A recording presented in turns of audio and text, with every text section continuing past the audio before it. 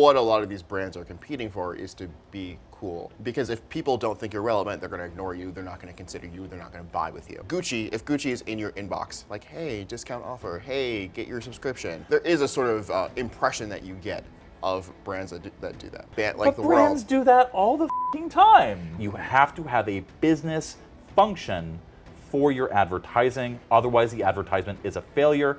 And I don't care if people disagree with me on that, because people right now are asleep. We're so inundated with information and offers and shit that the only way you can get somebody to wake up in all the noise is to hit them in the face with a sledgehammer. How do we sort of like evolve the conversation we have about brand advertising and direct advertising? So instead of like a, push-pull, it's more of a...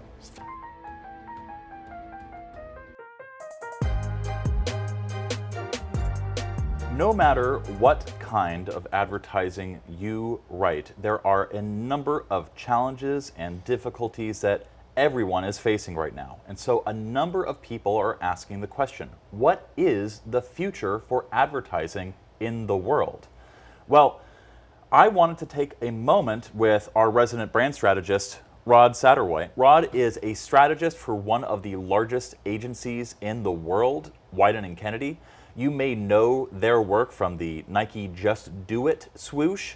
You may know their work from the Old Spice Man Your Man Could Smell Like ads. What's another thing that Wieden & Kennedy have done? KFC. Wieden & Kennedy is also known for a number of their really delectably weird KFC ads. If you remember from back in the day, we actually know the creative director who was responsible for those. He was a very, very funny guy. So if you don't know, a strategist at a brand agency is effectively the person who takes a brief that is handed from the client to the agency, and then Rod has to sort of interpret and figure out and prioritize what's important in those, and then give briefs to the copywriters and the creatives to effectively, how should I say, get them to start thinking about the kinds of copy and the kinds of ideas that would create some sort of world-changing or like really big brand campaign that far exceeds something that like, somebody writing a simple landing page would be able to do.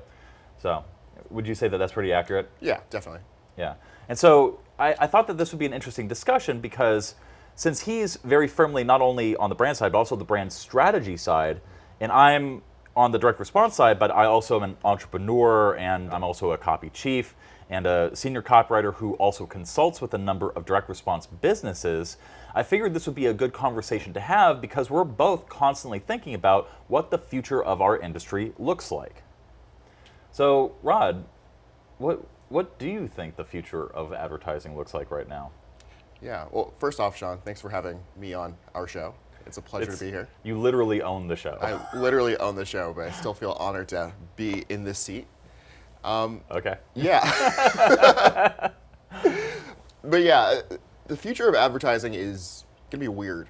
Yeah. I think we're at this very strange moment right now where, on one hand, you see like everyone optimizing, like in terms of targeting, in terms of messaging. We're seeing, oh my God, this acknowledgement that so many different subcultures exist, and like this need to actually market to every one of them. And so, 20, 30 years ago, we're just going to throw a big TV spot up and assume that 40, 50% of the country is going to see it, understand our message, people are going to talk about it. These days, we're seeing fewer and fewer people watching TV.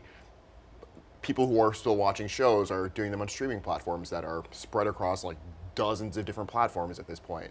And so there is this increased focus on how do we effectively reach people at a very granular level of specificity. At the same time, because of the internet, the total addressable market of people that you can address has gotten so big that there's also this desire for huge platforms that can resonate with everyone. And so there's this tension here between talking to everyone and talking to very specific people, that I think is creating a lot of pressure for brands specifically. I think that what's interesting about that is that it's created this perception, especially among people that are getting to like direct response or that are like direct response like absolutists, who I think have falsely claimed that brand advertising generally produces stuff that's very generic and vague and not really connected to the bottom line of a business. And I know that that's a misconception, but I also know that people are ascribing to the present moment a problem that has always existed. Because just like most copy on the internet and the world, most brand advertisements have always been bad. Yeah, I think that's a tough thing too, because you see the brand advertising where you're not going to see a lot of the really bad direct response advertising because it's just not going to reach you. Yeah. No, I think that's an extremely fair point.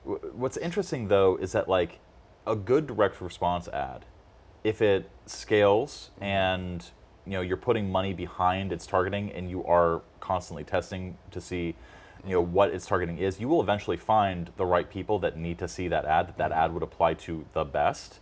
Whereas with brand advertising, it feels like that's not the case. Yes and no. I think you might not. It's a little bit harder to tell when it's reaching the correct people. Like take for example the Super Bowl. It's annual event, 120 or so million people watching. Every year, we have a stream where we get on and we talk about, wow, these ads are so crazy, like this is ridiculous, why would they think this is smart? But the reason that brands still run those ads is because they are reaching people, even if the vast majority of people see those spots and they're like, this is some trash. Well, 0.5% of 120 million people is still a lot of people. Yeah. And so, yes, to your point, you don't really know when it's working, but I think later down the funnel, down the line, months later, you look and like, oh, we do have an increase in business, and so I think that's how we kind of rationalize those purchases. Well, I mean, to sort of tip my hand a little bit, if we're talking about the future of advertising, which is a very broad topic, I have said and the more I think about it, the more I believe this, that I think that the future of advertising really is going to look much more like direct response. And how do I define that? What I define that as reaching out to a person with an idea or an offer or some sort of indication that there is a product to be bought, and then taking them from just becoming aware of that thing to actually buying that thing as quickly as humanly possible. So the whole premise of direct response is you pay to have an ad shoved in somebody's face in the hopes, and you use persuasion, you use copywriting techniques to get that person to take action on that piece of copy immediately. The most simple example that I can think of would be like a Google search ad where you search for like dentists near me, and you can pay to have a search ad pop up near the top, call Dr. Man Chick, the dentist extraordinaire who can align your teeth. And then you click that, you go to his landing page, and then you can actually book an appointment right there, and all of that is trackable. One of the things that I've noticed about what brand advertisers are starting to do is they're actually doing more the kinds of content, the kinds of advertising that you commonly see on like a commercial on TV, but they're doing it on these platforms where you actually can connect a direct CTA and have people take action immediately. I think one of the challenges in this conversation is that there are a lot of different types of brands and products, and so if we're talking about toothpaste is a good analog to this conversation, that's absolutely going to be appropriate. It's people know what it is, they know how to get it, they know why it matters, and so if you put your little advertisement there, you have a click here to get it, coupon, discount, whatever. That's going to be an intuitive click for a lot of people. Yeah, there's a desire, there's beliefs that people have, there's gimmicks that you can use to sort of push action, there's ideas that you can use in different toothpaste. Like, it's easy to sell toothpaste. Exactly. And another category of product, and I think this is where brand advertising can look like the silliest, but is also facing a real problem, is these products where the value feels kind of amorphous, or you have to indirectly market them because of just the nature of the product. And so, for example, streaming platforms. No one wants Hulu because they care about Hulu. They want Hulu because they want to watch a show on Hulu. And so when Hulu does its advertising, they have to blast you with 15,000 different shows that are coming up that presumably you will care about one or hopefully multiple of them. But it's really hard to have an ad that's like, oh my God, come watch MasterChef. Please watch MasterChef. It's the best show ever. It'll make you so happy. And so the appeal is just like showing the show and then saying, hey, by the way, it's on Hulu. You can download it now too. But like the way you get to that CTA ends up feeling a lot more, mushy, indirect, in a way that I think makes a lot of those ads look not as efficable as we might hope. That's interesting. So, I mean, talking about business models, that's effectively the Comcast style of marketing, which is like nobody wants to actually use Comcast. We just have to sometimes. Yeah. And begrudgingly so. But if there was any other way to get access to that show, people would just take it in a goddamn heartbeat. And that's like not even thinking about like the sort of competitor problem where, yes, you can say, this show is on this platform, come watch it because we know you want to watch it. But how do you get people to justify that decision when they're already paying for 3 or 4 other services? And so like that extra, 15, 20 bucks a month comes with a lot more friction than their first subscription. And so I feel like a lot of those ads don't address that real part. But it's also really hard to say in a commercial, like, hey, our platform is better than this other platform. It'll make you so much happier. And so it ends up being this indirect thing where you hope that people in their mind can kind of like have that value crystallize. Yeah, direct response does not normally truck in like selling entertainment. Right. Except in like very sort of crass and vulgar ways. Like, hey, there's this thing, you can get a discount on tickets by using this coupon or using this promo code or something like that. Event marketing is a whole kit and caboodle, but like the way that events are marketed using direct response is different from that entertainment that you're talking about. Thinking about the future of advertising and like where all this is going to go from here, I would agree with you that the direct response is going to be a really powerful tool for most brands. At the same time, I think when you look at the types of products that we're advertising, there has been this like very slow shift towards forms of entertainment, towards products whose entire model is just around getting and maintaining your attention. And so that sort of aspect of like constant spectacle, one, like there's this increasing upping of the ante. And so how do we get more hyperbolic, more extreme, more seemingly entertaining in a world in which everyone else is trying to do the same thing? Right. That then has this like really like muting effect on like your audience's ability to like perceive that and really feel that in the way that it used to. Yeah, that's interesting because I'm sure you remember the meeting years ago where like I had a whole like slideshow about like how copy that could sort of fit in with like all the gurus that were on YouTube and online who were like promising a bunch of money, and I was like in direct response, like in any sort of marketing where it's like if everybody's being loud over here, you can really stand out by being the quiet one over here. Right. Yeah, and I think that's where brand advertising can really shine and like prove its value is in that differentiation. And so, well, yes, we need to talk about features, benefits, just kind of concrete value. There is a very specific power in being able to say and have people understand, oh yeah, those people are different. In a sea of streaming services, this is the one I go to when I want to watch a serious show.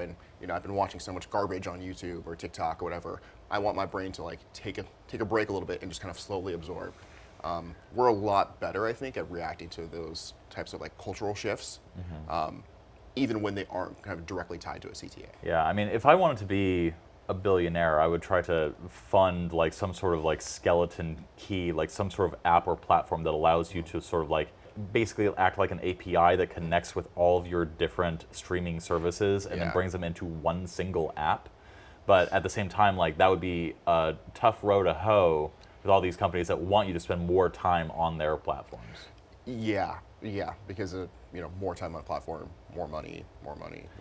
Yeah. Typically, but there's ways to square that circle. It just usually involves money. I want to talk a little bit too, going back to that conversation of like atomization. Well, describe first, like what do we mean by atomization? Atomization basically is just describing this phenomenon where people are more and more in these like tiny bubbles as opposed to us all being part of like one big huge culture where everything resonates.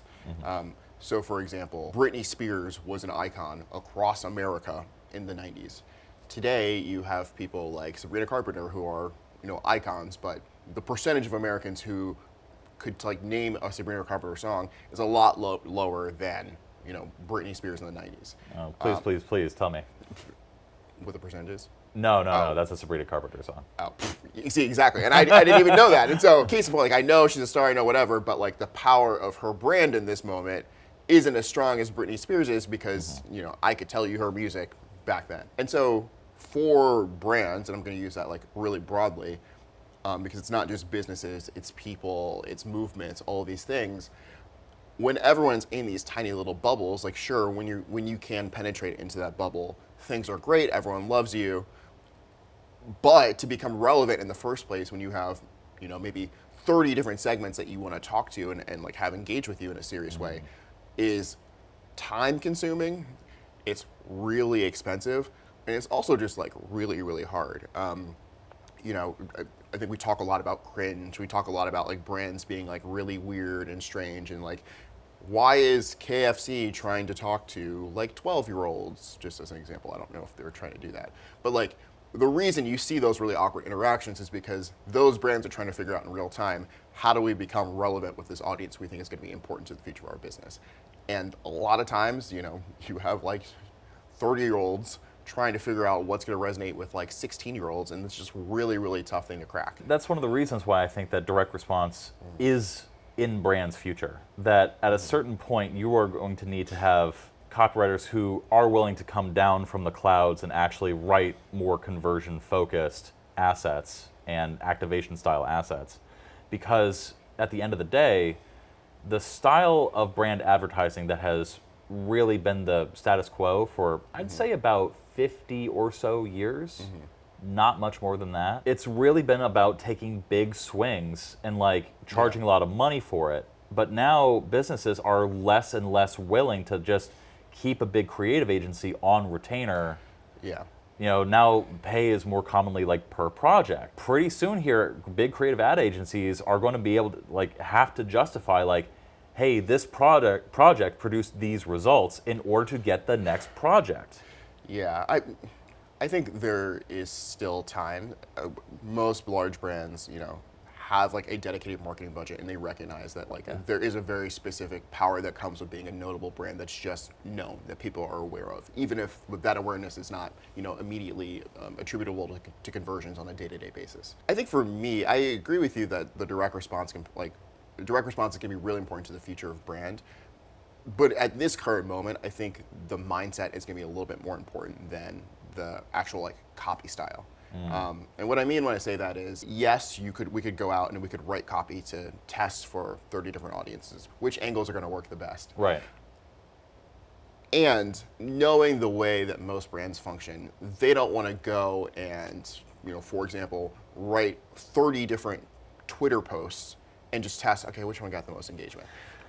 That's not what I'm saying. Well, yeah, as an example, there are other problems with just spamming your Twitter timeline with different posts, but like just the nature of like how often they are releasing copy into the world, how often they have those touch points with people would make that sort of just like shotgun approach a little bit unwieldy.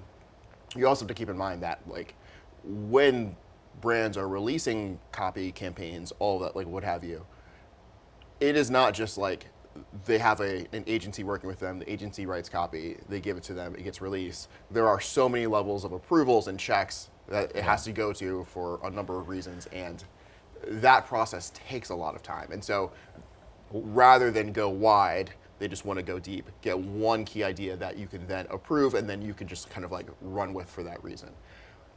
And my argument generally is that the brands that have those layers of corporatist hierarchy, the brands that are not nimble, are the ones that are going to suffer. And we are already seeing that.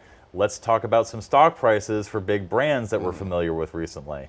All of them are suffering, and all of them are in a f***ing panic of what to do. Yes, and I think the answer is to have a f***ing CTA in your ads. I do not disagree with that. I think a lot of things can be solved by having CTAs, having closer connections between the big ideas that are fueling your campaigns and a specific product and the actions that get people to that particular product. Yeah, I think the challenge with that comes with like in order to do that, you need to have a lot of cohesion, not just within like the organization of your brand, but also like philosophically. And so if you can agree internally that, X is our brand perspective or point of view, or this is our big idea for the year, then it becomes a lot easier to scale all your smaller campaigns from that and then tie product back into that. But if you're going to come up with a really big idea for every single campaign, you have things overlapping, you're not sure what your priorities are, it's not even like an agency problem at that point, it's a brand problem where you're like, okay, well, does this piece connect here or here, but what about this thing we said last month? It does feel like there is just an idea crisis. But I feel like that's a manufactured problem. Because I come from a world where there's constant cross-pollination, there's constant overlap. Like you'll see one ad that's like about one big idea, and then people will rip it off and do basically the same ad but with like a slightly different spin within 2 weeks. And like the only thing that I have seen from that happening is that the companies that do that make more money. And if the metric that we're sort of gauging success is corporate revenue and corporate profit, then, and like sustainable, not like flash in the pan kind of stuff, then I don't see what you're describing as being a problem. Like, it does not matter if like there's overlap with a big idea now versus a big idea like 2 years ago. I think that that's more of like an artistic egoist thing. Yes and no. It's definitely at least partially that. At the same time, I think that at the highest level, you're not just competing on like current revenue, you're competing for mind share, and because there's a notion that by having people's awareness of you being the number one or the best or whatever, that is going to lead to future sales. Like the reason that, who was it? I think Mercedes-Benz a few years ago started advertising in these like random esports tournaments, and there was a big question of like, why the hell would this brand be talking to a bunch of like 16 to 24-year-olds who have no jobs or money to buy Mercedes-Benz? No, because they do have money to buy Mercedes-Benz. Well, increasingly they do have money, but also they want to start building that notion that this is a brand that is cool to people like you, because they know that, okay, if you're into esports, you're probably going to lean towards, paths that are going to lead you to higher income. Yeah. And so later on, when you do have the disposable income to buy a car, you're going to have that positive association with us that's going to lead to revenue for us. No, you don't need to sell delayed or indirect response to me. Yeah. Like I firmly agree that is an important thing, and I do believe that occupying some portion of the collective zeitgeist is absolutely important. Yeah. However, what is the goal there? It's still revenue and sales and profits. Yes. It's like, to what end are we doing this thing? And so then how do we measure mind share? Every single measurement that we have for that is effectively a proxy for what we're actually measuring. Yes, probably. But also at the same time, somebody listening to me, a copywriter working at a big brand or creative agency listening to me, is probably not going to care about a single fucking thing that I just said. Right. And that is, I think, the cultural problem, and why I think creative agencies are going to fail, unless they get with the program. There are some intangibles here for me. Of course. I'm always really happy when I get assigned to a campaign where there is like a KPI, because it allows us to hold everything creative or everything accountable to that. Yeah. A KPI is a key performance indicator. Right. So let's say like, we want to make sure, we want to get this many more people going into stores. We want to, we want to sell this many of this product. We want people's perception to be this, and we can test all of those things. We can measure all those things. Yeah.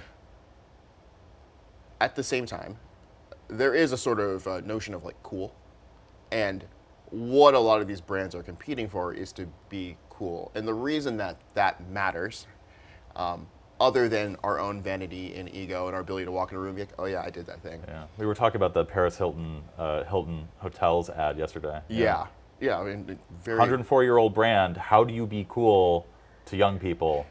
Exactly, and maybe just a better way of describing what cool really is just being relevant. Yeah. Because if people don't think you're relevant, they're going to ignore you, they're not going to consider you, they're not going to buy with you. And so there is this really big focus on, okay, how do we stay relevant? And as time goes on, the number of people who can buy your products is going to shift naturally over time. And so there's this constant appeal to what's the next generation, how do we shift and change how do we reorient our brand towards this younger audience without losing sight of like what made us like good or what makes us like special or notable in this current moment. Yeah. Another really important thing with that, and I think this is a thing that I feel like it's a little bit harder to tune direct response towards, is that yes, we can test new ideas against each other every week. We can have 1,000 different messages going out, and we can, we'll pick the winner and just keep going. Yeah. That's a really effortful process. And so if every single week, every single month, you need a new thing to beat, you don't really care like what the idea is as long as it works. That's fine, but you also like then lose the cohesion of like the messages that got you there in the first place. And so if one day we're saying, okay, it's X, and then the next day we're saying, okay, it's not X, and then there's a maybe X, whatever. From the consumer standpoint, it's just, okay, whatever the good idea is, it's that. But over time then, you don't have a brand. There's no cohesive thing that like, there's no thread that people can like say, okay, well, they're this and they're still this. And so that means that you've just like divested from your brand in service of the best idea. But that also means that all your competitors need to do is beat whatever best idea you have running, and then there's like no grounds for you to be like, oh yeah, we're still the best. So, I mean, I guess my pushback with that would be that's not an intractable problem. For one, what you do is you test a bunch of ideas within certain parameters. Right. Done easy. That's one memo to everybody involved in the sort of standardized process of testing many different ideas to eventually arrive at some sort of big idea that you can then do a larger campaign around.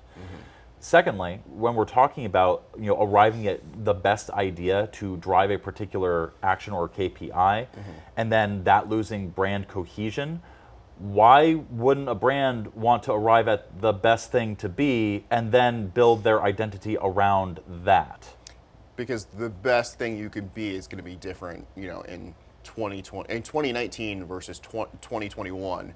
The best idea for brands shifted a lot, and the problem with that is like, if in 2019 you were doing like some crazy individualistic, carve your own path thing, and then in 2021 it's, oh, we're all together, like but the brands world. do that all the f***ing time. Yeah, and the brands who are a little bit more capricious with their identity, I think, do suffer from that, because it's a lot harder to come into a conversation like carrying the clout you had last week if the thing you're saying is like a complete switch up from what you were saying last week. I mean, so here's my issue with that. At the end of the day, we're talking about companies, and we exist in this nihilistic, postmodern, like society. And at the end of the day, these companies are beholden to their shareholders, not to the narrative that they're trying to push. The narrative serves the financial goal, and what a brand ad does is create narratives. Every big brand has shifted narratives when it suits them. The messaging was this, and then a few weeks or months later, it was this. And all I'm talking about is shrinking that timeline and actually getting some data so that your copywriters are not just like in these brainstorming sessions or creative meetings or like working with the like getting briefed and stuff like that and like coming up with a bunch of different ideas. So they're not just like finger gunning out ideas all the time. They actually have things that they can work from. And there are certainly some brand advertisers who do that. There are certainly some agencies that do that. And if you go back to like Ogilvy and Mather, for example, that's the roots of that business. Yeah. And so what all I'm saying is that a lot of creative ad agencies really just need to go back to the roots of advertising. I feel like that there was this big shift technologically with televised media and the ability through like mass media communication to reach a ton of people. And now you have this sort of like stagnant, calcified culture of like creating these big ideas that reach a ton of people across these different like activation points and at the end of the day, like those brands are failing for two reasons. I'll give you a specific example. I know the guy that actually just sniped the Porsche campaign from a big creative ad agency because he, using AI, was able to actually generate these big brand campaigns for $5,000. Could you imagine like a huge campaign going out from White and Kennedy for $5,000? Probably not. There you go.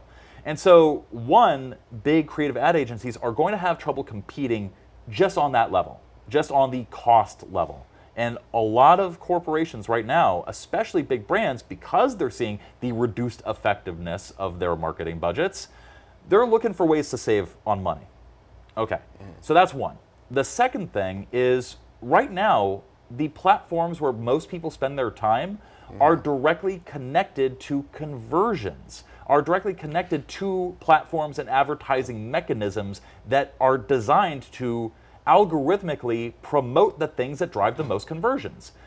Google Ads, for example, you have the ad, you have a pixel on the page, you have a pixel on the thank you page, that sends the data, and the data, like the ads that get served the most are the ones that drive whatever like thing data-wise is the thing that is being trained on. It's just all your standard AI algorithmic behavior.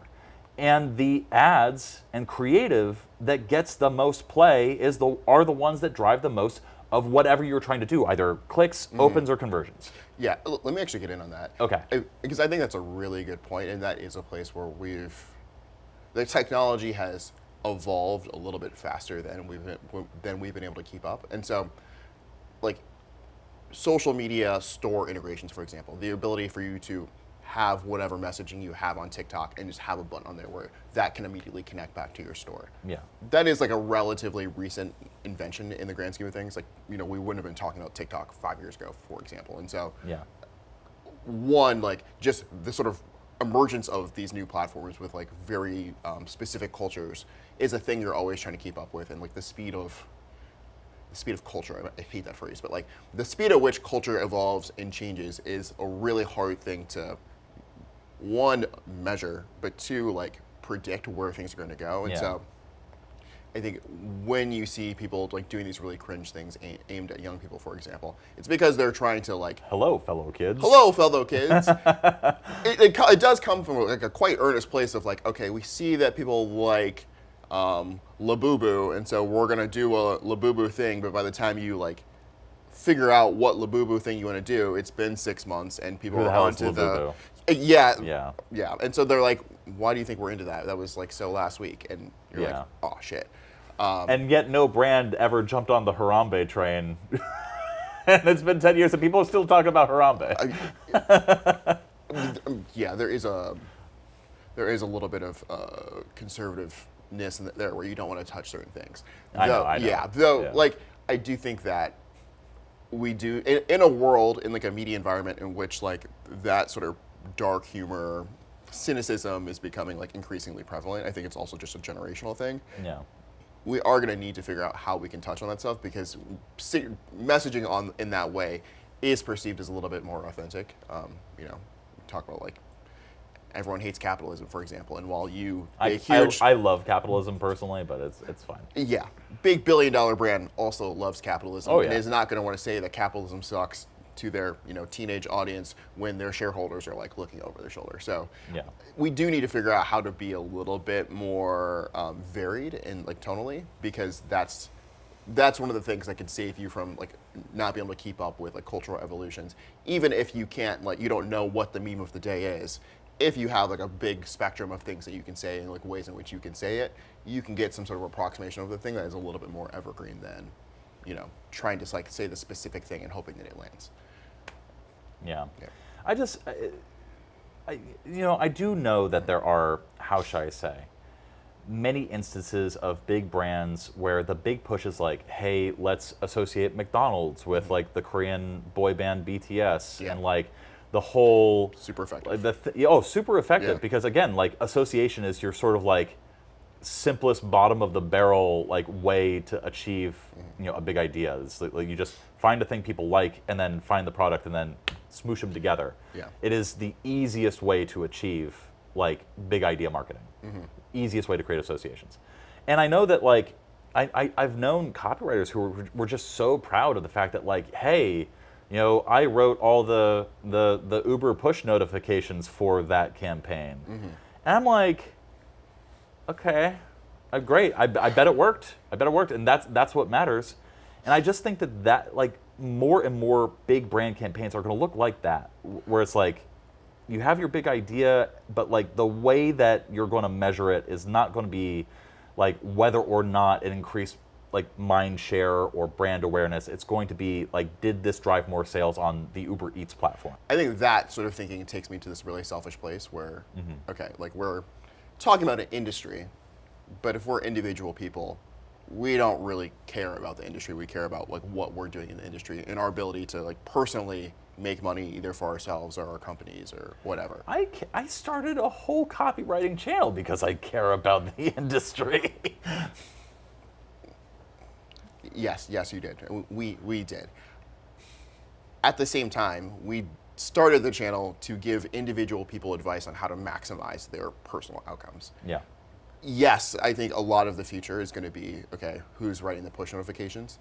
At the same time, how you write those push notifications, the number of people writing those push notifications is going to be smaller because of the increased efficiency. We can do that using AI tools, all that stuff. And so like the jobs there, prospects are not great. The place where there is opportunity is like one level higher with the ideas. Are you the type of person who can generate an idea that will be like, okay, well, if we're going to have this campaign, we're going to need some push notifications, we're going to need some social copy, we're going to need this, and it all fits into this way that creates something greater than the sum of its parts.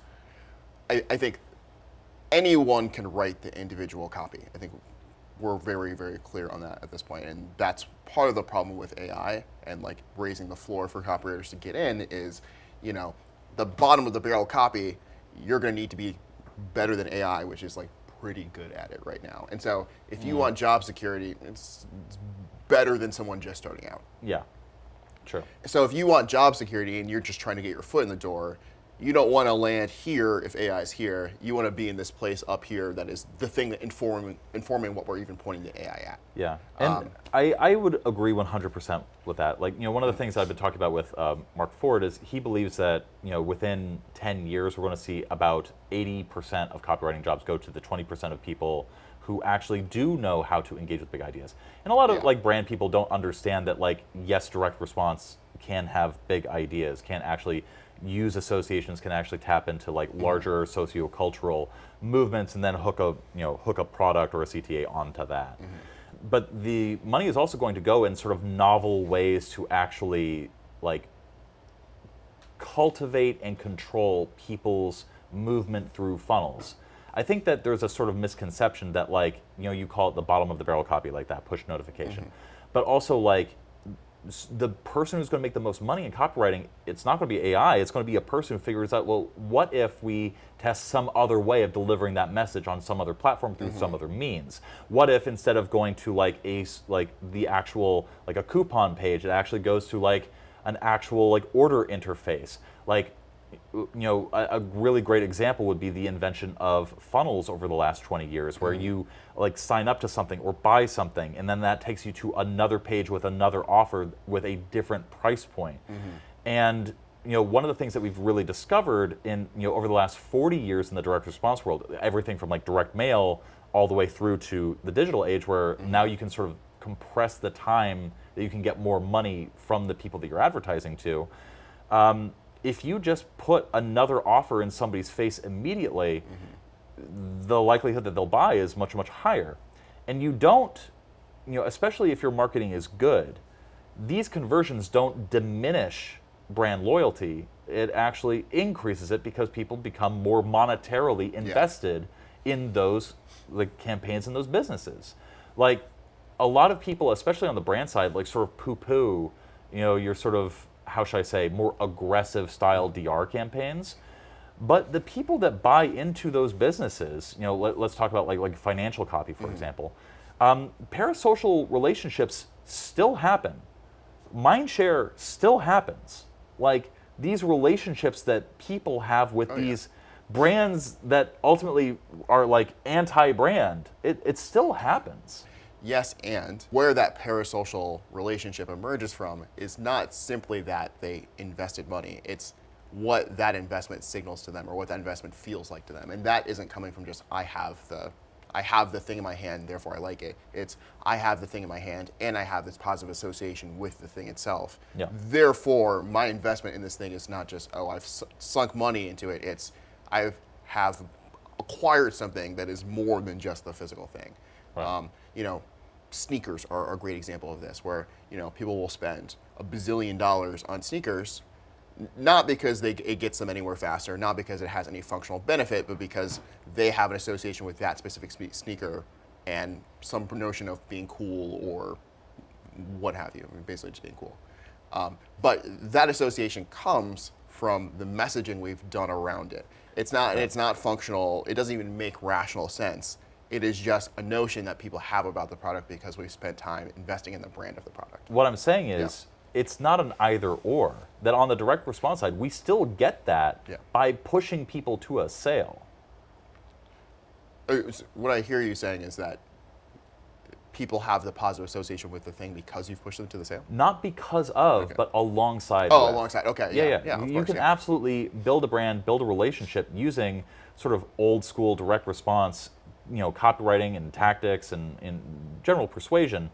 And then what we've discovered is that through like going directly for the sale, and then sort of attaching onto that like ongoing touch points, like for example, e-letters, newsletters, video missives, just general stuff to constantly keep in contact with people such that we're top of mind. It's doing the same thing as brand, but ultimately it follows the sale rather than precedes the sale. I do have questions around like what brands can do that. So like, for example, Liquid Death, and we should have a conversation about them after, like just generally, but like for them specifically, you're buying water. Yes. I don't want to get an email. I don't want to get a push notification post-purchase for water. I don't want Liquid Death in my inbox saying, "Oh yeah, we're so cool. Upgrade to a subscription." Like that's not the role. I bet you that campaign though would kill with people that are bought into the brand, bought into the messaging, that like listen, I drink a lot of sparkling water. I'll take a Liquid Death over a Perrier. Absolutely. So like, and part of that also is like the actual tactile experience of drinking water from a can versus drinking water from a bottle. Like Liquid Death figured it the fuck out. And if Liquid Death came at me with a subscription offer that felt like a good deal, like we're talking like a good gimmick here, good offer, good pricing, limited time, so there's some urgency and scarcity around it, your standard direct response tactics, I would subscribe to a Liquid Death offer. Absolutely, I would. I don't think that's representative of the average consumer. And I think that there's a I disagree with you wholeheartedly. I also think there's a perception of like what it means to be the kind of brand who is like spamming you all the time. Like Gucci, if Gucci is in your inbox, like, hey, discount offer, hey, get your subscription. There is a sort of impression that you get of brands that do that. Well, yes, but if you use those channels, like for example, email. Email is really, really good for certain types of marketing functions. Yeah. And if, for example, with Liquid Death, and you have somebody who's like invested in the brand, who wants to receive emails, who opts in for these emails, who literally says, yes, please send me promotional materials for Liquid Death. Why wouldn't they send promotional materials to the people who opt into that? Gucci is different. Gucci is trying to do something a little bit different. There's the premiumization factor to that. It's not a commodity. Well, I mean, it's technically a commodity price. It doesn't matter. Yeah. Like you're selling the designer, you're selling the prestige, you're selling an emotion rather than sparkling water. Yes. And with Gucci, like, and again, you can do this with direct response too. Like let's be real for a moment. But with Gucci, how would they use email? The way that they would use email is different from what I'm talking about over here with Liquid Death. Yeah. If you, Rod, liked Liquid Death, liked the product, liked everything about them, liked the taste of it, preferred them over other brands, and you had voluntarily opted into an email list, I would be shocked if you didn't want to receive more promotions from them. And I'm telling you right now that Liquid Death would probably make a ton of money if they did that. Yeah. Gucci, totally different story. Well, actually, and like kind of to your point, I think you could do it with Gucci, because you see this on like the sneaker, like a slightly lower tier fashion side where they'll have like drops. And so, do you want to get info on when we're going to drop our next collection? Yes. Sign up and we will, and then you can, pre-register or whatever. And so that definitely is a thing you can do. But it's a different approach. Yeah. I think a really good example, just an industry scale of like how brands are combining, brand advertising and direct response techniques in a great way, are these brands like Liquid Death, where basically you start off as like a direct-to-consumer model. You have a product, you're shipping it out to people, but the way that you're differentiating yourself from your competitors is with this really aggressive branding. And so Liquid Death is just sparkling water, and I guess now a couple other things, but the reason that they stand out is because they're like, we are designed for you to go to parties and not drink. Very specific niche, very, and we're gonna let you do that in a way that feels cool. And so they pick a lane, they go really hard at it, and yes, they have all the infrastructure, they're pushing all the stuff correctly. Their direct response like infrastructure is great, and on top of that, it actually feels cool. It feels like something you want because of the branding around it. And I'm sure there are other canned water companies that wish they were Liquid Death because they haven't invested in their brand. But what I'm saying is that the brand was a natural byproduct of the market that they were trying to enter into, and the fact that, if we're talking about atomization, like, when Liquid Death started, like, there were already established sparkling water brands that people had their preferences around. And so, let's go back to the end of the movie Seven. Kevin Spacey, problematic as he is, makes the point that people right now are asleep. We're so inundated with information and offers and shit that the only way you can get somebody to wake up in all the noise is to hit them in the face with a sledgehammer. And that is exactly what Liquid Death did. But what they did that with their brand. No, and that's what I'm effectively saying. But also, like, they did it with their brand, but they still had a direct-to-consumer, like, direct response component to that. And whether or not you approach this from, like, I'm going to advertise this product, like, using commercials that, establish a brand, or I'm going to use this using measurable PPC ads that get people to buy this, like, through online channels, or, with coupons, like, in stores, through consignment or whatever. The fact of the matter is that Liquid Death stood out because they tried to stand out. And that is effectively what I'm saying, that no matter what, you need to be able to stand out in this world, especially if you're launching a product into an already crowded market. And two, like, a really good way to do that and measure, like, what angles of approach are actually working is through direct response and actually getting measurements on what's landing with people. Yeah, I mean, yes, yeah, absolutely. I think we do that on the brand side as well. Yeah. So I think ultimately it is, you have to do both. Yeah. Is that the conclusion? The future of advertising is the marriage of direct response and brand advertising? I think so. I mean, anyone on both sides would tell you that you've always had to have both, because it doesn't matter how cool your brand is if your product is inaccessible. Yeah. And so, especially as it's become technologically possible to reach people more directly, you have seen this shift towards, okay, well, let's just offer stuff to people more directly. I think especially like post 2021, 2022, you have seen actually a little bit of a drawback from direct-to-consumer offerings, in part because there's been a recognition that when you only do that, there is a little bit of fatigue that's caused. Because now all of a sudden people are being bombarded directly by a million different brands, and that feels spammy. And so placing yourself back in, in-person stores, making it like more of an intentional experience to go get a product, has elevated some brands a little bit. And you see some brands shifting back to in-person stores and drawing back their direct-to-consumer offerings. I think that's a mistake, but again, I would agree that you need both. Ultimately, at the end of the day, one of the things that I see as the future, and I'm seeing this now, that so many people that I know who work at agencies, who work at brand and creative agencies, who work either like in the trenches doing like the conversion assets, like the really low-level conversion assets that aren't connected to like a bigger idea. A lot of them have started like already either seeing their work taken away from them, or seeing a reduction in work, or like they're losing their jobs. Like, if you're a low-level copywriter who's just doing the sort of like templated stuff that isn't really interesting, isn't really like, how should I say, different from, like, because there's only so many ways to like do a CTA. Yeah. The people that are doing that, they're starting to see some of their work go away. And that's because AI can just do their job better. It is templated, it's iterative, and like, yeah, so when you say you go one level higher than that, and AI struggles with that to a very, very large extent. And there's, we have things on our channel that sort of discuss that directly and explain why that is. Nobody seems to listen to those arguments though, so whatever. Yeah. But I do think that there's a very robust future for copywriters as long as they align themselves with, how should I say, the things that businesses need that businesses are not really getting.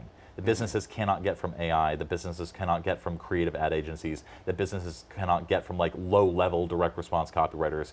ultimately, like, if you want a future in this industry, you have to be better. You have to do more. And I think that, especially like on our copywriting and stuff like that, you see this like incessant pushback of people being like that's so dystopian. Like, oh, like you're saying that I have to, like, rise up and, like, sell myself more, or like, engage, like, not only in ideas but also ideas that would sell.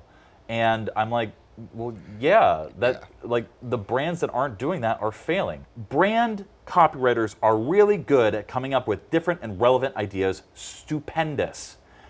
And what I'm saying is that at the end of the day, attention only gets you so far. You have to have a business function for your advertising. Otherwise, the advertisement is a failure. And I don't care if people disagree with me on that, because we're seeing these big brands starting to fail. We're seeing their stock prices go down. We're seeing their margins compress. All the big companies that engage big creative ad agencies that do that sort of hoity-toity creative shit, they're failing. And so how many layoffs have there been at big creative ad agencies over the last year? Rod, tell me. A lot. A lot. Yeah. And guess fucking why? Well, I think it's a more complicated story than that in terms of, like, layoffs. Of course it is, but that's a big, huge component of it. And that goes back to the two things that I was saying fundamentally that brand agencies have to contend with. The fact that people can now undercut them, and the fact that right now there are so many platforms that offer that, like, business-centric KPI that are not being thought about or employed by the agencies creating ads. Yeah, this is actually, like, a really interesting point. So I guess two things. So one, there are different types of, like, creative agencies or brand agencies. Of course. And some of them are... We're painting with broad strokes. Yeah, and so a lot of them are much more KPI focused. We're going to go to you and, you're going to attack our thing, and, we're going to get some results, whatever. Yeah. The biggest layoffs that, like, we've seen over the past couple of years in the industry have been at those types of places, like big conglomerate type. The way in which they actually, like, make their money is mostly on the media side, and so they're going to do your media buying for you, performance media.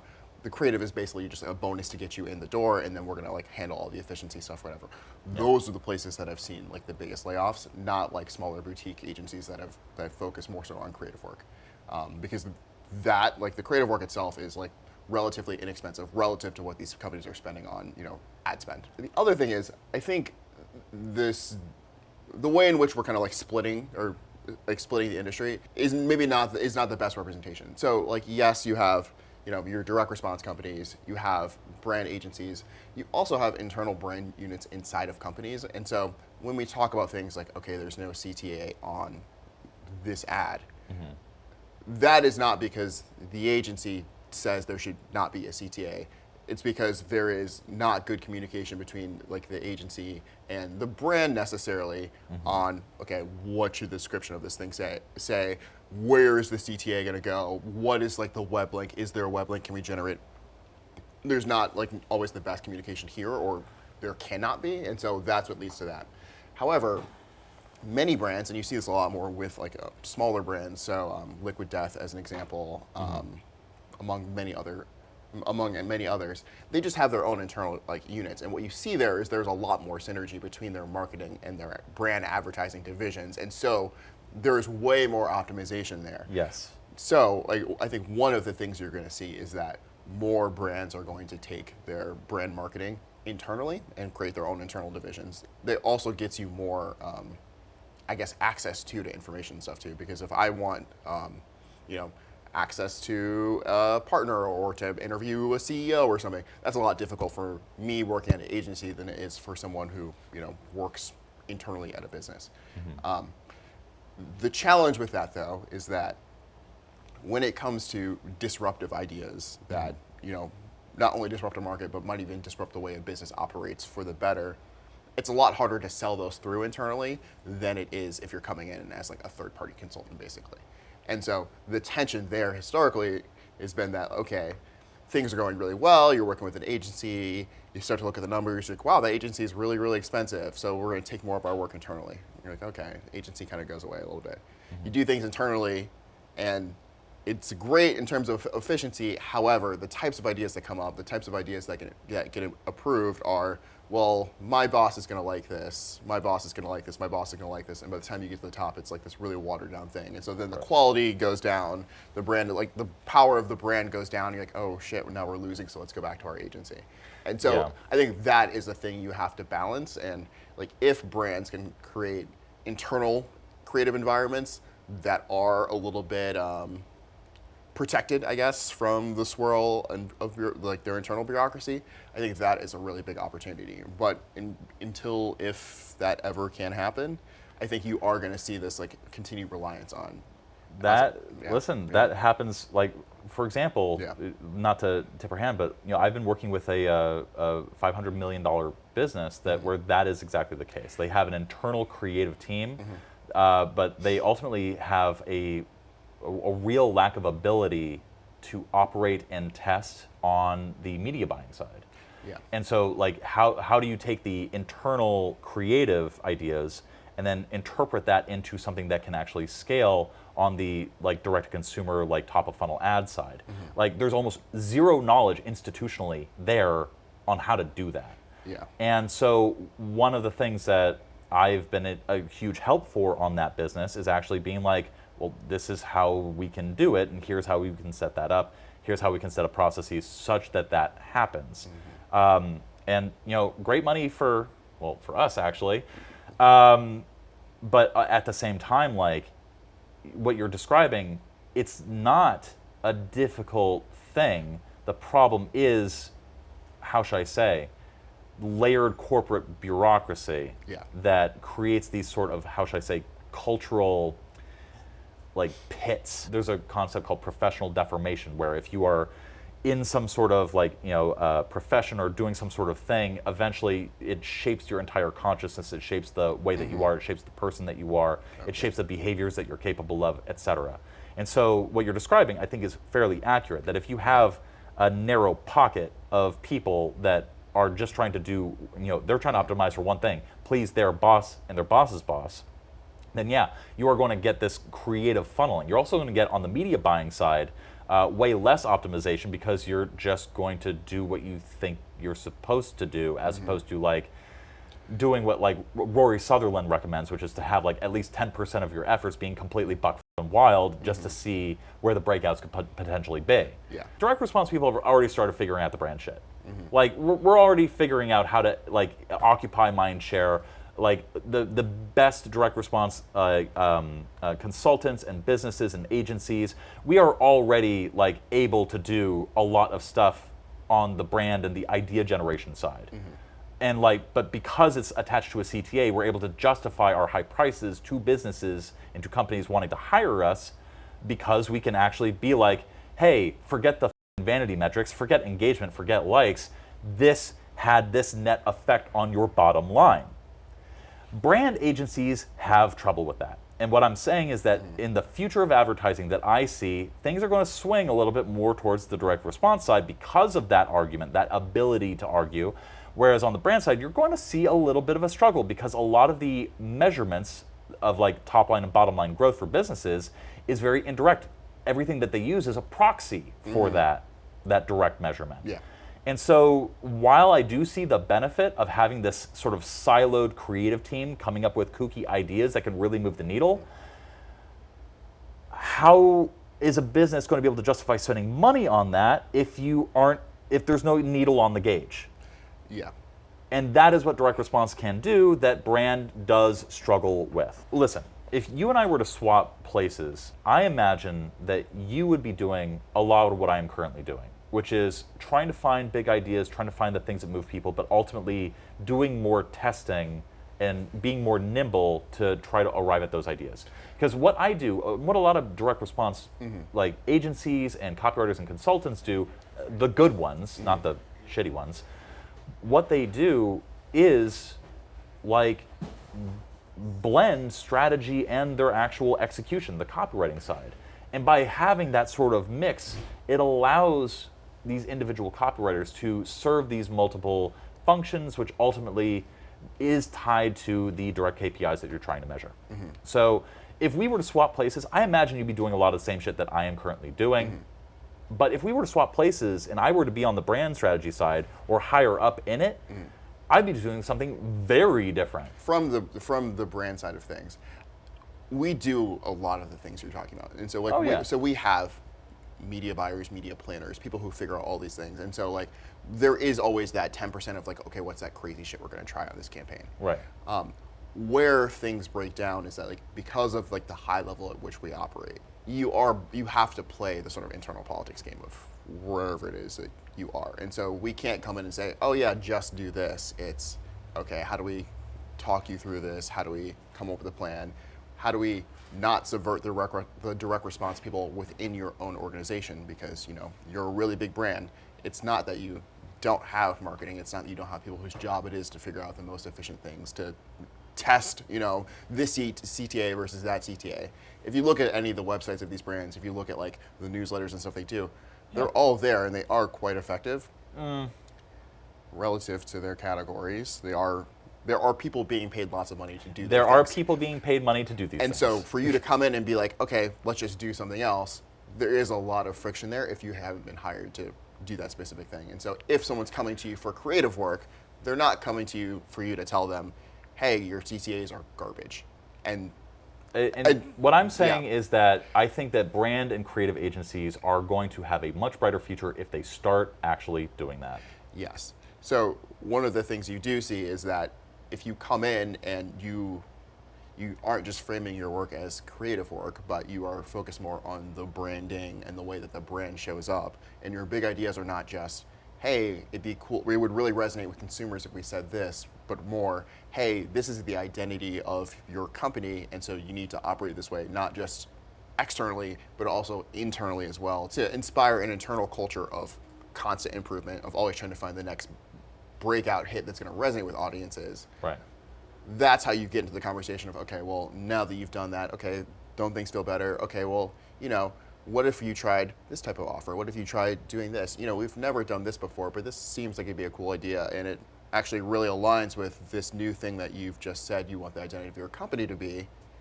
Okay, now we have a culture that is going to be more conducive to like taking those kinds of swings. And I think that's where we typically come into the conversation in that way, but it ends up being very roundabout because of the nature in which we're brought into the conversation in the first place. Yeah. I just think about that, like, Scott Galloway, and we were talking about Scott Galloway relatively recently, and like, Scott Galloway makes the point that like in the 60s, 70s, and 80s, like the sort of like heyday of like creative ad work, big idea ad work, following that sort of Ogilvy, Claude Hopkins, Ogilvy, Dan Rosenthal, Ed Bernays style of advertising, and public relations work. Like, they all inspired like all the big sort of Don Draper ad people of like the 60s, 70s, and 80s, and then soon into the 90s. And during those times, like, you would have corporate boards like bringing in ad people, and these ad people weren't just thinking about like big ideas, they were thinking full funnel. They were thinking, how do we get the most attention? How do we engage with people? How do we activate people? How do we sell people? How do we sell people more? Like, they were thinking on all these different tiers. And what I'm gently suggesting is that I think the reason why you don't see ad people getting invited into corporate boards anymore, maybe they are, like, I have no idea, but why you see this as a trend that is sort of fizzled out is because most creative ad agencies no longer attempt or have any interest in tying those huge top of funnel, like, mind share capturing ideas and then translating them to like the full customer journey and experience 2 or 3 years down the line. Oh no, we do that. No. Yeah. Like those conversations happen. Like those yeah. I think that's one of the tough things is because like what the work you see and the conversations that happen behind the scenes are like there is a pretty big gap between them, and what gets released to the public is always like a much less extreme version of like the conversations that have been had. Okay. And for brands, especially like the really big ones that we work with, it's like there is a way that things are, and there is a lot of stickiness there to it, and to create change is like really, really difficult. And so, well, yes, what you see out in the world is usually like a very small departure from, where they were, what the original perception of them is. To even get that much of a change is this gigantic battle. And, if we are just talking about creating institutional change, that probably needs to come from internally rather than from externally. Very rarely are you going to hire someone, have them tell you that everything you do is broken, listen to them completely, and then just completely change up your game. Again, who was there to sort of, how should I say, be the sort of creative mind and the strategist behind not just this, crazy ad idea that, scaled on the Super Bowl. Let's throw a random example out. The Matt Damon is actually the cousin or brother of the dude, and they're eating hot wings together. What was that ad? Oh man, it was for some kind of beer. Oh, it was like Stella Artois. So let's say you're creating these ads for the Stella Artois. Mm-hmm. Where is the person externally or internally who's interfacing across all the different channels and the marketing channels that you reach people to ensure that if that ad goes out, that there is either a delayed or an immediate conversion that brings people deeper into the funnel for Stella Artois? Yeah, that's a tough one because you have multiple different teams working, and so there's just a lack of cohesion. I think a lot of copywriters think that they don't have an influence on those sort of cultural problems, and they do. It's just a tough thing when you have one person to this organization coming up with a big idea. You have people at this organization executing against it down the funnel, but there's no actual conversation. Then you lose the synergy. And yes. Yeah. And so I think that's why just purely internal teams have a bit of an edge there, because you have way more visibility. Not to say that it's perfect, because a lot of the time you still don't, and the sort of incentive structures between these different departments can be quite different. So I mean, we're talking about this synergies between external and internal teams, and one of the reasons why a lot of internal teams hire external agencies, either on the brand side or on the CRO side, conversion rate optimization side, more direct response-y kind of shit. The reason why is because when you have an internal team, lock-in becomes a problem. What is lock-in? It's the London tube system. They're never going to be able to upgrade the trains because the rail gauges and the diameter of the tunnel has been drilled. You have these miles and miles and miles of a specific rail gauge and a specific tunnel diameter. So you're never going to have a massive improvement in the London transport system because of lock-in. Nobody's going to spend the money. Nobody's going to halt commerce in London for 2 years to rebore all these tunnels. Lock-in, the MIDI controllers, the MIDI language to communicate between an actual keyboard and a computer. It was designed in the 1980s. There are way better protocols, but guess what? We ain't getting rid of MIDI. MIDI's here forever, because everything that has been all the ecosystems and all the software coded around MIDI, guess what? Nobody's going to be able to replace MIDI, because that would involve getting rid of all the other DAWs and all the other things that have existed around this MIDI locked in protocol. Okay, what happens with internal teams is that you get this lock-in where you have a specific way of doing a page that hits these specific targets that are set internally, and guess what? Because there is no incentive structure for getting beyond that, because everybody's a salaryman or salary woman, salary person. Salary person. Yes. Because you're a salary person, there's no incentive for beating those internal targets, which means you're never going to test wild shit because there is no monetary incentive to. And that is, I think, a cultural problem with many big businesses, separate from this larger discussion of what the future of advertising is, that the incentives are not correctly aligned with outcomes. And any good business is going to align incentives and outcomes. And I think for a lot of external agencies, you have the very similar problem, where you have the monetary, you have a flat retainer. We're paying you this much to come up with this kind of campaign to hit these targets or whatever. Maybe there's no targets attached to it. We're just going to throw $5 million at this thing because this thing is happening. Let's say the Olympics, for example. And so you have that sort of cultural paradigm where these external teams themselves also yes, you can argue to get more money if you have a really cool idea, but at the end of the day, a copywriter working on this campaign, working on this idea, who comes up with say something that transforms the Old Spice brand, at the end of the day, the most that you're going to be able to get is an Emmy or a golden pencil, maybe a bonus. There's a misalignment between the outcomes that you're gunning for and the incentive structures that exist to reward you for doing something that transforms a business in a positive way. Yeah, I mean, then then you get into the question of like, how are you going to value transforming a business? Like, how does the business itself value that, such that that could even inform like a stipulation in a contract? Like, okay, we had this sort of brand result, therefore we're going to pay your agency this much more money, therefore this person's going to get this much more bonus. Like, there are, like, you might see a bonus if you do a great campaign for someone or you do some great work for your agency, but like that is not necessarily coming from a bonus from that business. And so while like, I've sat here and said, like, the power of your brand is incredibly important, there is still this disconnect between, how important is that from like a monetary standpoint, both to your agency, to the company itself, to the world. What I've been arguing this entire time is the solution for that is to just start thinking full funnel. And like, you're talking about the atomization of markets, and you're talking about the problems of like, this team wants to control this, and this team is responsible for this, and then you have all these layers of bureaucracy and these breakdowns of communication. What I'm saying is like, you can just have an atomization of funnels too. We do it on the direct response side all of the time, where we have different creatives and different ideas and different hooks going out to different people in different places at different times. Like, there's the technology exists, the markets out there exist such that we can actually treat different people and create these different pathways to engage with the business and not have it contradict each other, but ultimately be more optimized because you're being a little bit more granular. The technology exists, it all exists. Like, the direct response side has figured this out way better than what I'm seeing the brand side. And one of the things that I think needs to happen on the creative ad agency side, again, speaking as an outsider, is like, you need to have these sort of broader conversations of like, let's create an actual funnel that engages with people from like awareness to when they make their third purchase.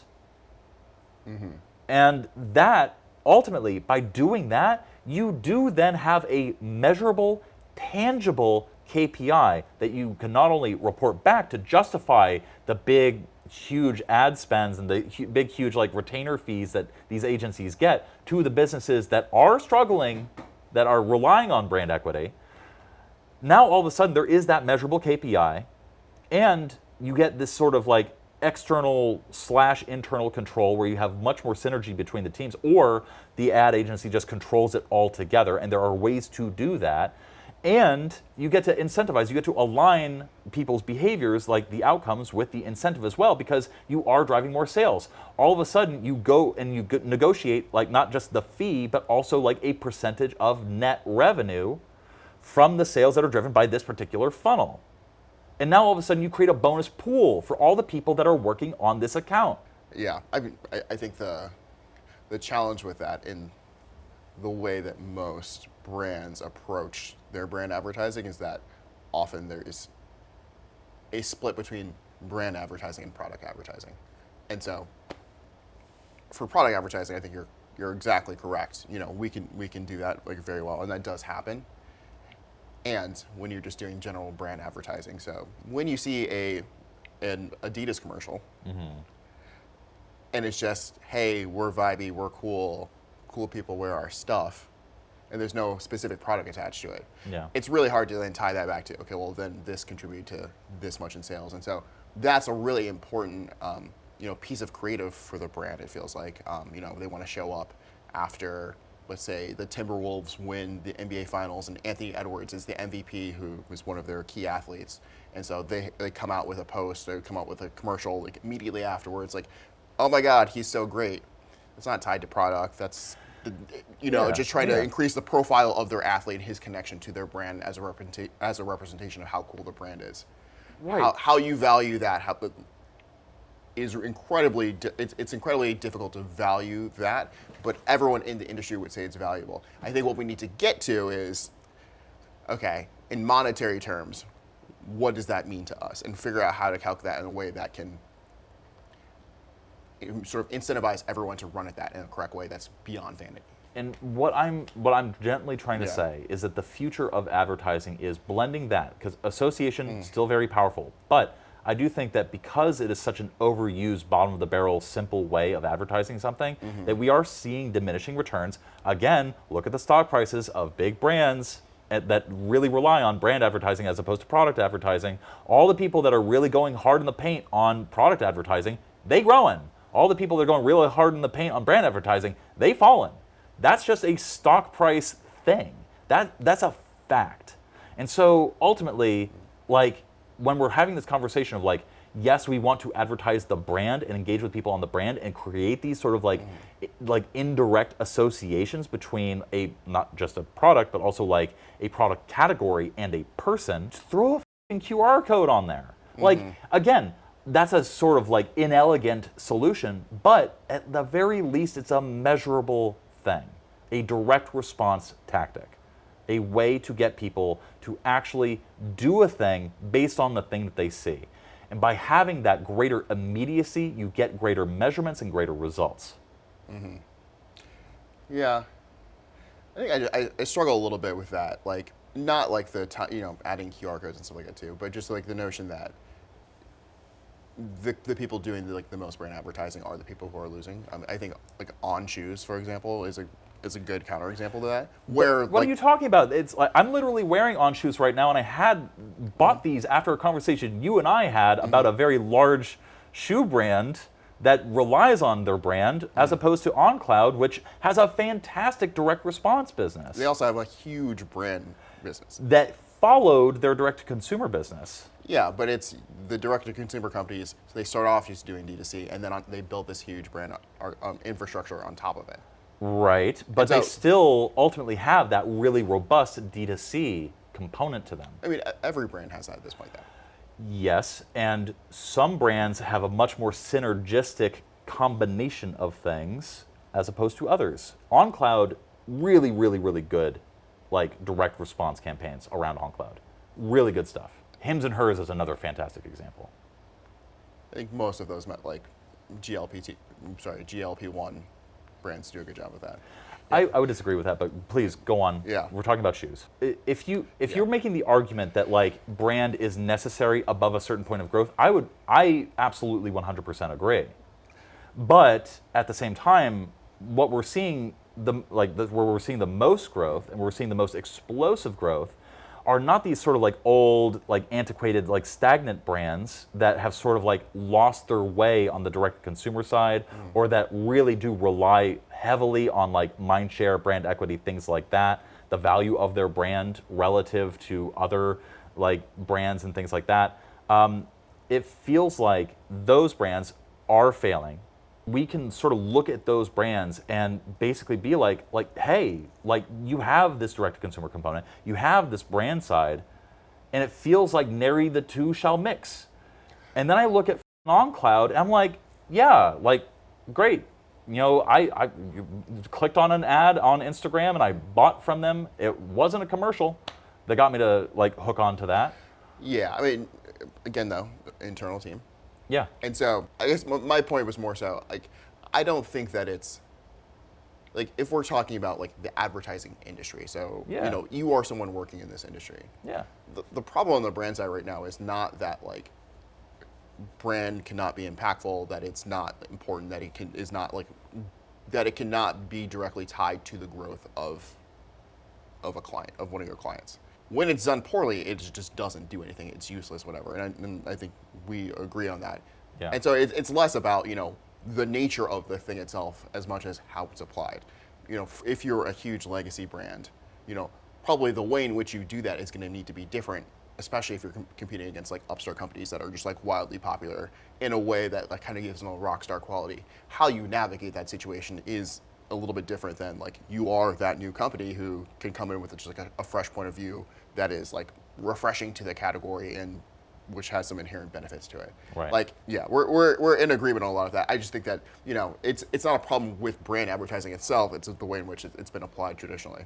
And in this current moment, like we do need to have a shift. Like if you are one of those big companies, then like, yeah, you need to change up your stuff. Yeah, absolutely. The agencies that are going to survive and thrive are going to be the ones that either do what they do but more cheaply, or conversely figure out ways to actually compress or engage with people in more tangible monetary ways as opposed to more intangible ways in the future.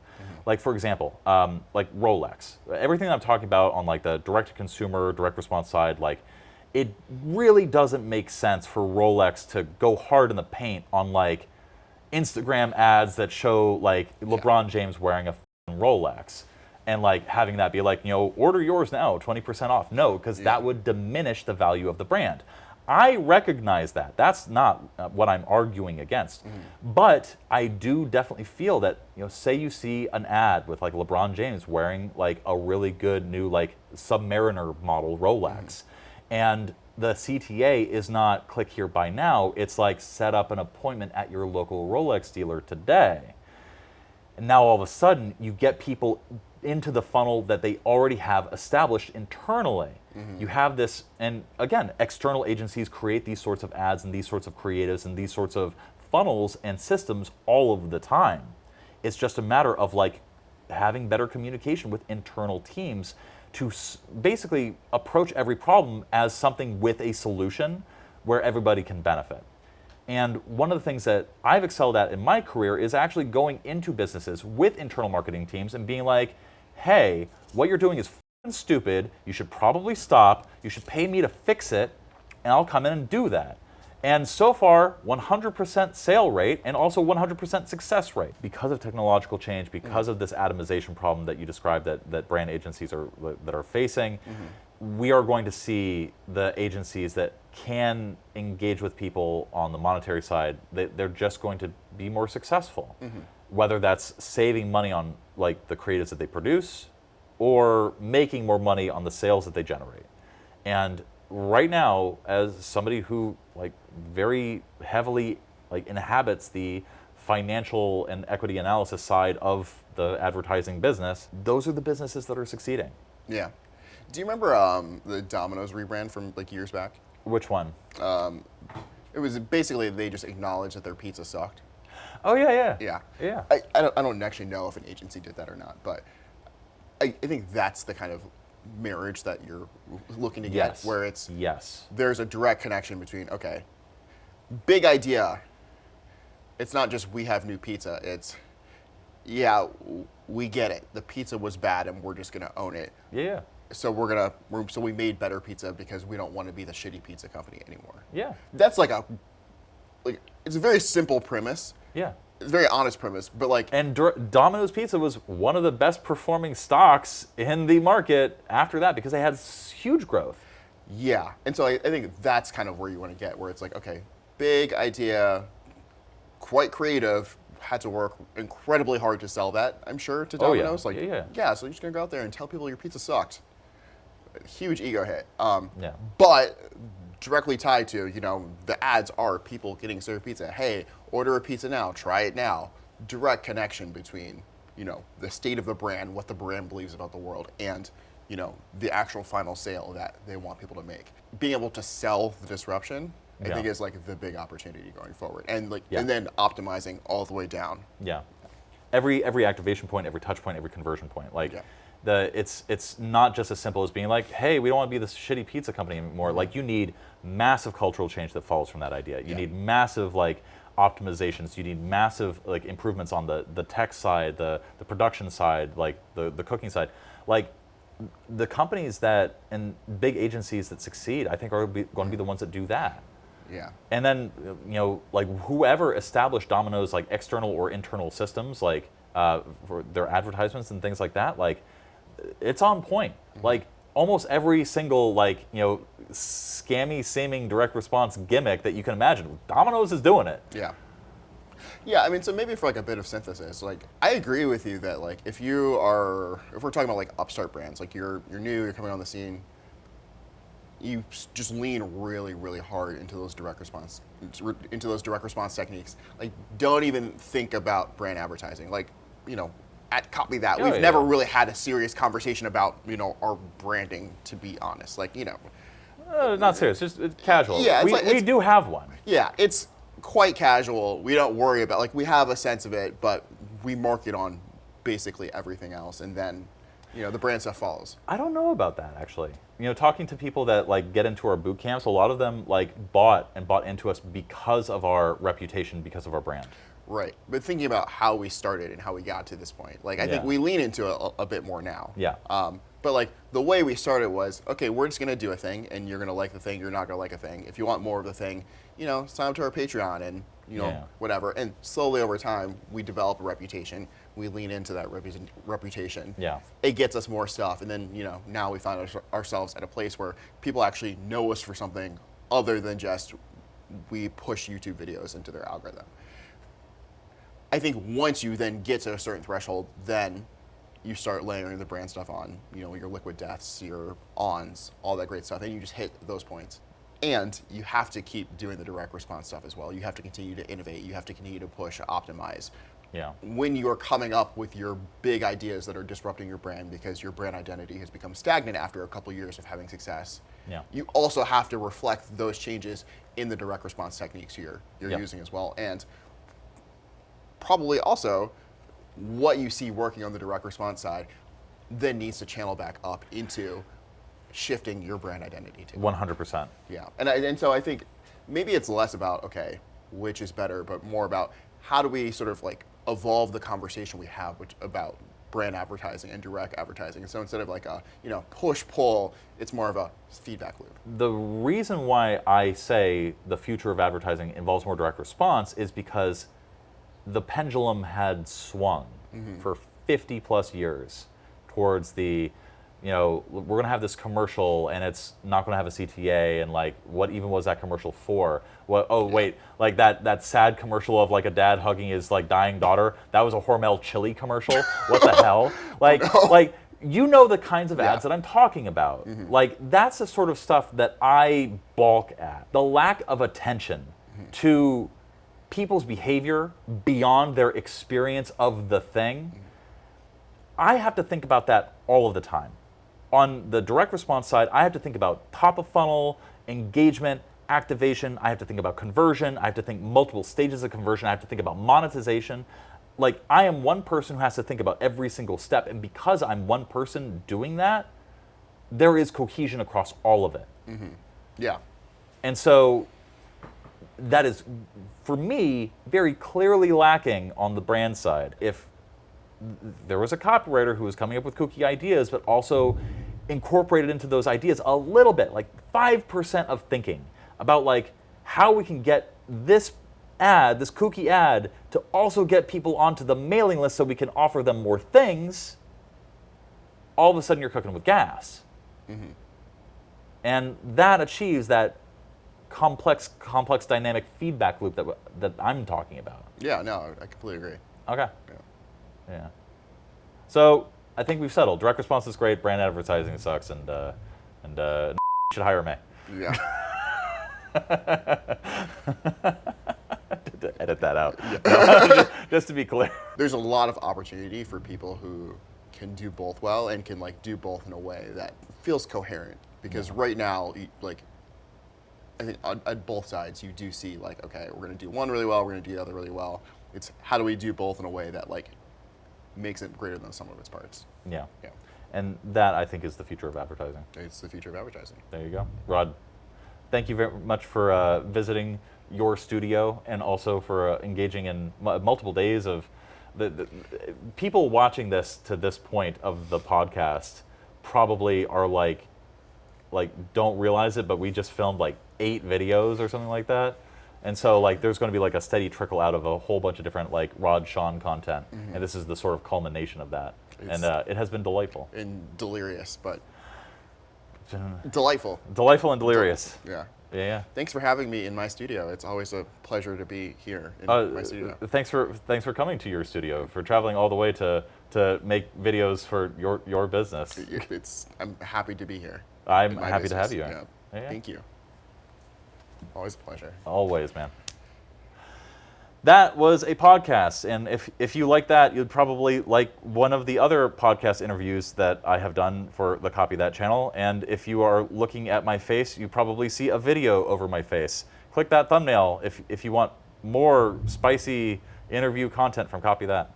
All right, I'll see you in the next one, guys. Bye-bye. Bye.